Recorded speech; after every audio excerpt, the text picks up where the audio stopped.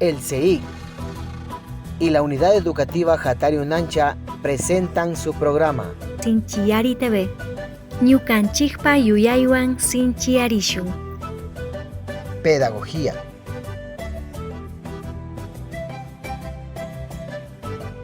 Cultura. Entrevistas. Experiencias. Diálogos. Historias. Vinculación con la comunidad. En Sinchiyari TV. Ñukanchikpa yuyaywan sinchiyarishun. Bienvenidos y bienvenidas. Muy buenas noches a todos y cada uno de los televidentes que nos siguen cada semana por Sinchiyari TV y TV MIG. Queremos pues agradecer al CEIC y a la Unidad Educativa Jatario Nancha por todo el proceso comunicativo que se está llevando en la institución. Muy buenas noches, Rosita. Muy buenas noches, estimado Rodolfo. Saludos a todos por poder seguir y tener también esta participación y conocer cómo ha ido trabajando el Jatario Nancha en cada una de las extensiones que hemos ido presentando a lo largo de todos los programas. Tenemos justamente un análisis, una reflexión, una parte investigativa a cargo del compañero Santiago Manangón sobre Paulo Freire en la actualidad. También tendremos una entrevista con el psicólogo Freddy Enríquez Jaramillo. Él es coordinador del Departamento de Consejería Estudiantil del Instituto Superior Quilloa. También tendremos ya trabajo un poco de campo con Juan Alomoto, docente de la Unidad Educativa Cochapamba, que justamente nos va a hablar sobre la organización de las redes, especialmente la red Bajío. Así que suena muy interesante, mi estimada Rosita. A continuación les presentamos un video como aporte investigativo del magíster Santiago Manangón acerca de Paulo Freire en la actualidad. Actualidad de Paulo Freire en Brasil. Brasil es uno de los países más extensos del mundo, con la mayor población de Sudamérica. Su potencialidad en varios campos como el deportivo, turístico, agrícola, automotriz, industrial, etc., le permite ir creciendo y desarrollándose. Acompañado de este potencial, también se presentan problemas que deben ser afrontados por las autoridades de turno. Uno de ellos es el brindar educación de calidad a su población. A lo largo del tiempo, Brasil ha sufrido varios impactos en sus propuestas educativas. Para este ensayo vamos a partir de uno de ellos, que es el inicio del trabajo de Paulo Freire en el proceso educativo. Un 18 de enero de 1963, Paulo inició un proyecto usando un método revolucionario de alfabetización. Rompió los conceptos de alfabetización de la época. Uno de sus objetivos era dar al alumno o educando un espíritu crítico sobre el papel del hombre en el mundo. El efecto positivo de la propuesta de Paulo fue sobre las clases menos favorecidas con la educación, niños que crecían en el analfabetismo para luego ser hombres iletrados que vendían su fuerza de trabajo por muy poca remuneración, pero que sobre todo crecían sin un horizonte, una esperanza, con una organización comunitaria incipiente y a beneficio de unos pocos dirigentes aprovechadores. Únicamente replicaban los modelos sociales y económicos ya establecidos. Sus luchas se diluían en los trámites burocráticos y eran frecuentemente engañados. El proceso de alfabetización de Paulo Freire le permite al educando abrir la mente para entender su función e importancia en la sociedad, en el mundo, que es posible cambiar la forma de vivir y que esto se lo hace con la concientización de su realidad para luego transformarla. Todo el trabajo que hizo Paulo le sirvió para que, en el 90 aniversario de su nacimiento, la presidenta Dilma Rousseff y el Congreso Nacional Brasileño nombra a Paulo Freire como el patrono de la educación de Brasil. Para 2001, La población en educación brasileña es de 54 millones de estudiantes, sin contar con el nivel superior. La educación es eminentemente pública y se ha buscado que los sectores menos favorecidos se vean beneficiados de proyectos como alimentación escolar, entrega de libros gratuitos y programas de compensación escolar para ir nivelando el contenido de cada espacio educativo. La educación infantil es la primera etapa de la educación básica. Su propósito es contribuir al desarrollo integral del niño y la niña, en sus aspectos físicos, psicológicos, intelectuales y sociales, complementando la acción de la familia y la comunidad. La enseñanza fundamental es la segunda etapa de la educación básica. Es obligatoria. La edad de referencia abarca desde los 6 a los 14 años. Se divide en 2 ciclos, el primero de 5 años, el segundo de 4 años. Su propósito es contribuir al desarrollo de la capacidad de aprendizaje y comprensión del ambiente natural y social. La enseñanza media es la tercera y última etapa de la educación básica. Consiste en un mínimo de 3 años de escolarización. La edad de referencia abarca desde los 15 hasta los 17 años. Su propósito es contribuir a la consolidación y a la profundización de los conocimientos adquiridos en la enseñanza fundamental. La educación superior está orientada a la población que completó la enseñanza media o equivalente. El sistema educativo de Brasil tiene como desafío seguir aumentando la cantidad de personas que accedan a un proceso educativo. Se enfrenta a conocer las nuevas expectativas de los jóvenes frente al avance de la tecnología. En las valiosas obras de Paulo Freire podemos observar que considera al docente parte fundamental de un proceso educativo que permite la liberación de las personas en base a su concientización de la realidad. Esta reflexión educativa que acabamos de observar a cargo del magíster Santiago Manangón nos pone en un escenario un poco de festejo, ya que son los 100 años del nacimiento de Paulo Freire, un personaje que dedicó su vida, dedicó su carrera a la pedagogía, a la enseñanza, a la publicación de diferentes obras y justamente a todas sus experiencias a teorizar. En este momento vamos a poder conocer la experiencia del Instituto Superior Guilloac del Cañar, que es un instituto intercultural bilingüe. Nos comparte cómo ha sido esta experiencia el psicólogo Freddy Enríquez Jaramillo. Quisiera que nos cuentes, cómo te pareció esta experiencia de formación de docentes para llenar cierto tipo de vacíos que se tenía en educación intercultural bilingüe. Sí, bueno, muchísimas gracias. También ese saludo muy fraterno y emotivo pues a esa gente de Cotopaxi, en el cual vienen laborando en el sistema de educación de escuelitas de Cotopaxi. También de igual manera ese saludo al Jatari Unancha, colegio también muy prestigioso que ha venido laborando por muchos años ya en lo que es la educación intercultural bilingüe en nuestro país. En respuesta a lo que dice Pepe, pues fue una gran satisfacción participar de lo que fue el curso de la licenciatura de Lingüística Andina y Educación Bilingüe en la ciudad de Cuenca, auspiciada por la universidad de esa ciudad.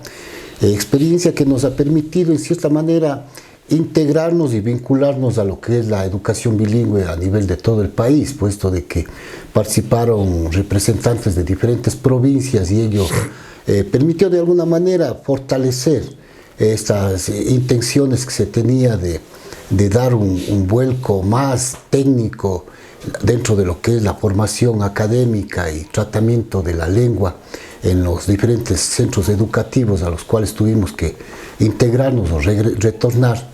Y con ello creo que se vivieron momentos bastante especiales y parece ser que fortalecieron en cierta manera también las bases del tratamiento lingüístico del sistema de educación intercultural bilingüe.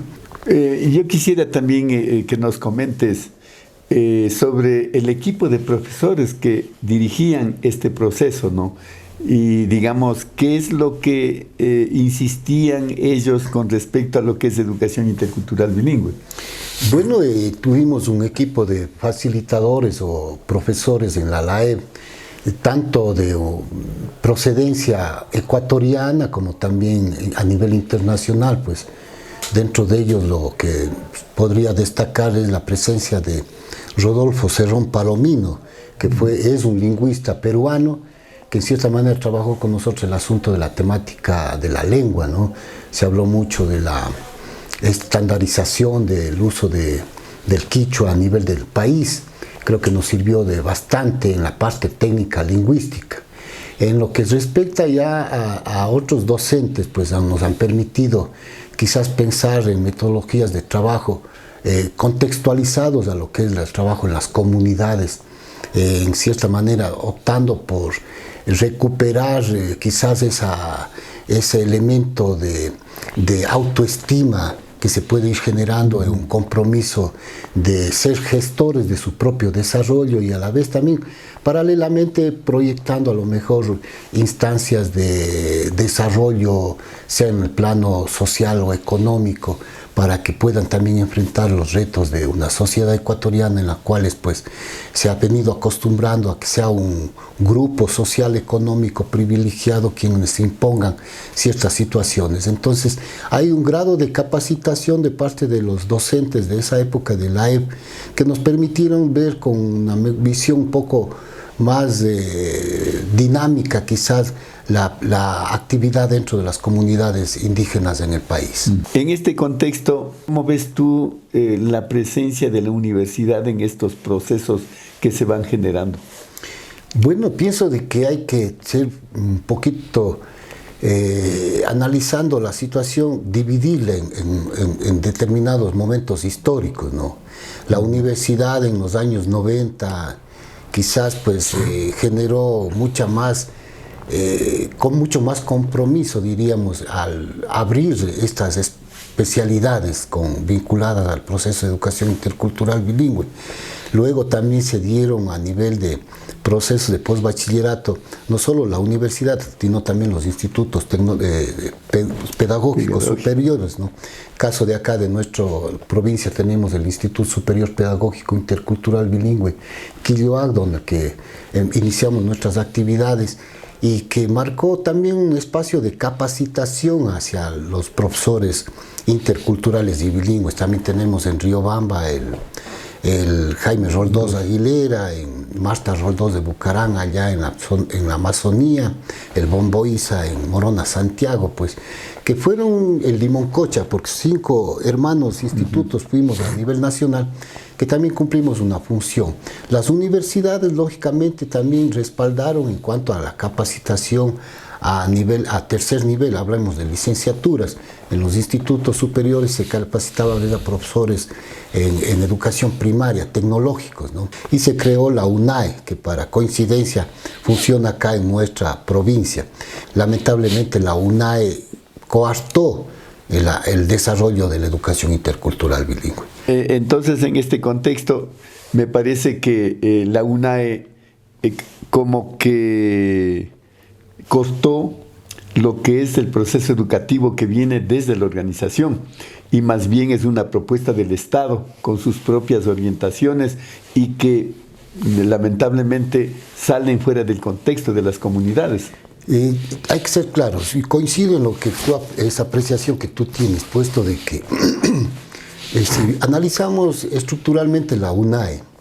Bueno, ellos tienen un personal docente internacional en su gran número y que ellos hablan de interculturalidad bajo otra óptica diferente, ¿no? Desde el punto de vista global quizás, mientras que en los procesos educativos que se daban en los institutos superiores o en la universidad en la que nos capacitamos, pues se veía y se consideraba también al contexto de las organizaciones y de las comunidades indígenas propias de nuestro país.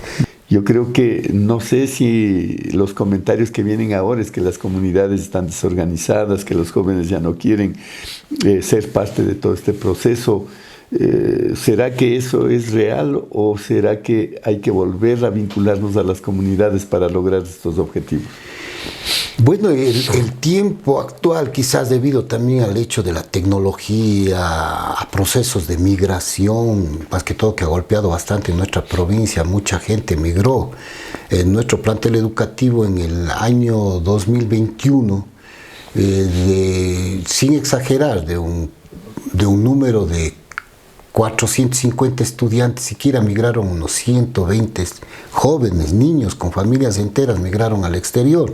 Es decir, como que también la comunidad numéricamente va disminuyendo, ¿no? Entonces generan dificultades. El uso de la tecnología, ahora las redes sociales, estos famosos grupos o programas que se utilizan dentro del internet, pues como que va contagiando también a nuestros jóvenes y niños. Entonces se hace necesario a lo mejor utilizar esos mismos recursos, y es por eso a lo mejor vean el uso de tecnologías de la comunicación, generar medios de comunicación alternativos dentro de las comunidades, que utilicen la propia lengua, que utilicen la propia vestimenta, el contexto, las festividades y promocionen. Bueno, es una manera de contrarrestar también esta inmensa inundación de comunicación y mensajes que tiene el sistema dominante. No sé si es que te parece oportuno el hecho de volvernos a convocar para repensarle todos estos procesos. No sé si logremos hacer núcleos, no sé, en cada provincia. Cotopaxi está interesado en esto de volver a repensarle la educación, de dar nuevas respuestas, y por eso nuestro interés también de sacarle a flote la experiencia enorme que tienen ustedes aquí con el Quilloa, ¿no? Bueno, sería una propuesta interesante, ideal, que se debería quizás seguirle dando forma, ¿no? Porque cada provincia sintió la necesidad de generar respaldo y a lo mejor nuevos momentos para la educación intercultural bilingüe, porque sí se ha venido bastante a menos, diríamos. Quizás algo también que deba señalar es el hecho de que nuestros cuadros directivos de la educación bilingüe un poco como que han perdido esa visión o esa orientación hacia dónde queremos ir. Hemos tenido representantes de la educación intercultural bilingüe a nivel zonal, a nivel distrital, pero lamentablemente lo que han hecho es simplemente adaptarse a las disposiciones de lo que emana el Ministerio de Educación. Yo creo que entonces habría que interesarle también entonces a la CONAIE, al Ecuarunari, de que definitivamente, o sea, el camino político que me parece que le han dado mucha importancia estos últimos 10 años, regresar a los orígenes, ¿no? Para que la educación vuelva a tener la vigencia que tenía en el tiempo en cuanto a lo que es el vínculo con la comunidad, en dar respuestas a la gente definitivamente en ese sentido. Sí, bueno, en ello también comparto, porque el hecho de habernos transformado en instancias también politizadas, tanto en el asunto electoral, hablemos concretamente con el paralelismo que existe entre organizaciones indígenas y lo que es Pachacuti, el movimiento político, pues ahora como que queda solamente la expectativa de llegar a participar electoralmente o captar ciertas dignidades o cargos públicos, ¿no? Entonces como que perdió en cambio el elemento innato y propio de buscar estas situaciones de conformar o reforzar quizás las expectativas organizativas de base. Freddy, un mensaje final para la gente de Cotopaxi que está, digamos, ávida de volver a reconocer las experiencias, de volver a ver en qué situación nos encontramos, cómo estamos, y ojalá en la brevedad del tiempo podamos retomar con mayor fuerza todo este proceso de educación intercultural bilingüe vinculado realmente a las necesidades de las comunidades. Sí, bueno, yo creo que lo que tienen que reflexionar es simplemente saliendo un espacio a sus territorios y ver lo que ha ocurrido con sus comunidades. Quizás en el camino como que nos estamos queriendo perder, pero retomando esta situación de vida comunitaria, considero de que se hace posible hacer un trabajo renovado, innovado, que pueda responder a las necesidades actuales. El compromiso es de ustedes. A continuación, nosotros vamos a poder conocer un poco más a fondo del trabajo que ha realizado el Sistema de Educación Intercultural de Cotopaxi en años anteriores con las escuelas de educación intercultural bilingüe, cabe recalcar, en las comunidades del Bajío, de acá de la provincia del Cotopaxi. Con el apoyo de la Magíster Mary Martínez, les invitamos a que observen los rasgos históricos de la Red Bajío. ¿Qué van a saber? ¿Qué han de saber si no lo vivieron? Estábamos ya en esos tiempos en los que siempre venían las amenazas. Una de ellas era que nos cerraban los centros de alfabetización. Ese espacio que era el que convocaba, el que permitía que la gente se reúna para reflexionar la realidad. A la luz de la realidad, aprendíamos a leer, a escribir, a firmar. Algunos de allí quedaban, hasta allí llegaban porque ya estaba satisfecha la necesidad. Saber leer los documentos, las citaciones, los papeles que pasaban de mano en mano. Pero otros, los más jóvenes, la nueva generación que ya iba abriendo los ojos para ver que podía haber otro futuro que no sea solo la de ser peón de hacienda, peón de albañil, cargador o jornalero. Y no porque sea malo el trabajo, sino porque era mal pagado, sin seguridad social, y allí nomás seguían muriendo y los demás enterrando, llorando y volviendo a levantarse.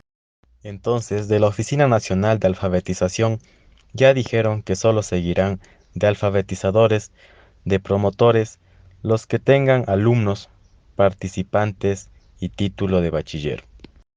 El ahí es cuando empezamos a preguntar y descubrimos que los de los páramos de Zumbagua, Huangaje, Chuchilán ya tenían avanzado, ya tenían adelantado y solo les faltaba dar exámenes, decían. Algunos del Bajío de Pujilí habían organizado un centro de estudios en la Casa Campesina de Pujilí y recibían las clases todos los sábados.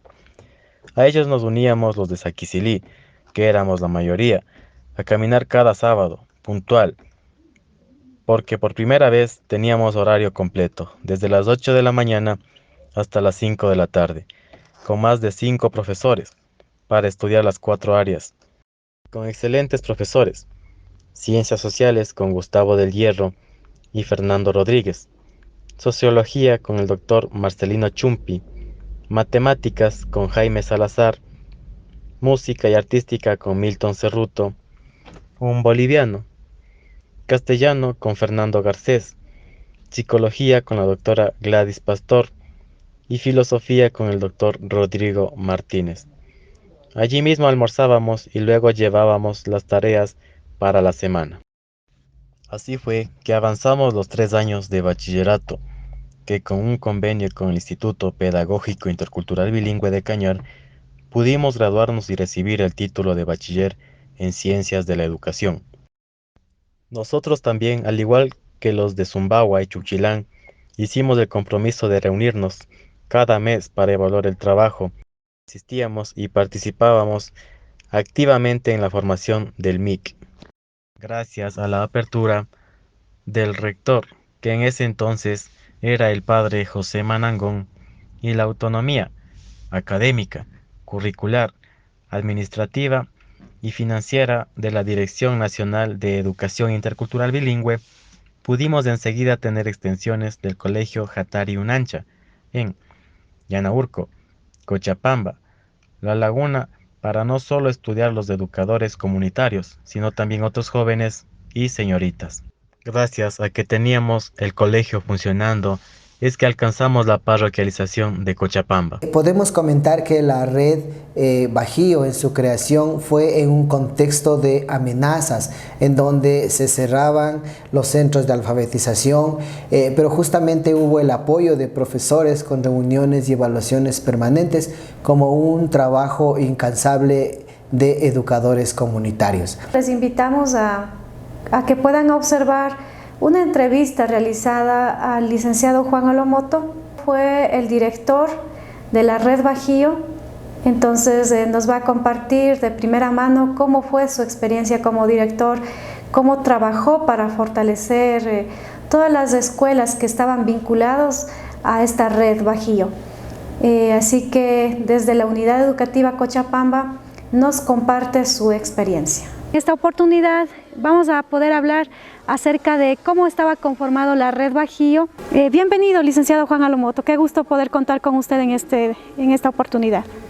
En los años de 1989-90 se crea las escuelas del sistema de escuelas indígenas de Cotopaxi, en esta zona de Saquicilí, que estuvo en Molintimí, Pactac, Chaloapamba, estuvo aquí en el Ninín Cochapamba de la parroquia Cochapamba, Salamala Gatápulo, por zona de Maca, estuvo Maca Centro y también estuvo en el Calvario. En esos años solamente en estas comunidades había escuelas hispanas, entonces hubo la necesidad de crear la educación intercultural bilingüe. Entonces, en esa situación, el Ministerio de Educación se firmó un convenio con el Banco Interamericano de Desarrollo, con crédito al Estado ecuatoriano, en la cual el objetivo era sobrevivir las escuelas bilingües creadas por el Sistema de Escuelas Indígenas de Cotopaxi.